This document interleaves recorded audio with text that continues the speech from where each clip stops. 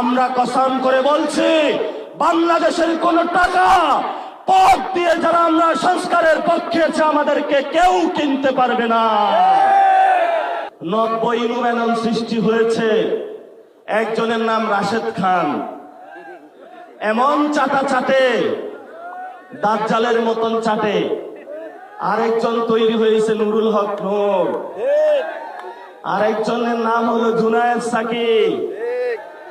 এই 90 যারা ইনুম্যানন আছে, যারা জনতার উপর নতুন করে গাদ্দারি করেছে, বুঝতে পেরেছে জনতার ভোট দিয়ে পার্লামেন্টে যাওয়া যাবে না। একটু প্রধানমন্ত্রীর পা যদি প্রতিদিন একটু চষা যায়, তাইলে হলো সচিব হওয়া যাবে, মন্ত্রী হওয়া যাবে, বড় বড় পদ পাওয়া যাবে। আমরা কসম করে বলছি, বাংলাদেশের কোন টাকা পথ দিয়ে যারা আমরা সংস্কারের পক্ষে আছে আমাদেরকে কেউ কিনতে পারবে না। জনগণের মধ্যে আমরা থাকব। আমরা তাদেরকে বলেছি 5 তারিখের আগে, প্রিয় বিএনপির ভাইরা, এনসিপি, জামাত, বিএনপি 5 তারিখে কোনো দল ছিল না। সেই দিন রাজপথে একটাই দল ছিল, সেই দিন দলের নাম ছিল বাংলাদেশ। RICL TMX, যুগের পর যুগ স্থাপনা থাকে মজবুত।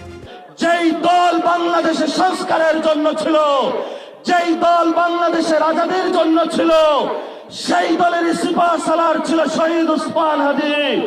আমরাও আজাদির লড়াই চালিয়ে যাব শহীদ উসমান হাদির অনুসারী হয়ে। 5 মাস হয়ে গিয়েছে, প্রধানমন্ত্রী এসে বলেছিল যে শহীদ উসমান হাদি ভাইয়ের হত্যাকাণ্ডের বিচার করা হবে। ওনার কবর জিয়ারত করলো। কি যে প্রতারণার শিকার আমরা হয়েছি। চুপ চুপ করে থাকে, ভদ্র বেশে থাকে, বিশ্বাস করেছি। অন্তরে যে এত বিষ, এতদিন আমরা টের পাইনি। রাশেদ খানকে অ্যাসাইনমেন্ট দিয়েছে, আচ্ছা মতন উল্টা পাল্টা বলবা, যদি এটাতে 100 মার্ক পাও তাহলে আমি তোমাকে আমার জুতা টানার দায়িত্ব দেব। 100 মার্ক অর্জন করেছে।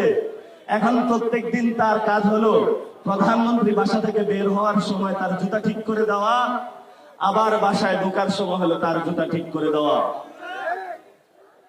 আরেকটা আছে, আমার ব্যবসা করে, সে হলো গতকালকে একজন নারীকে নিয়ে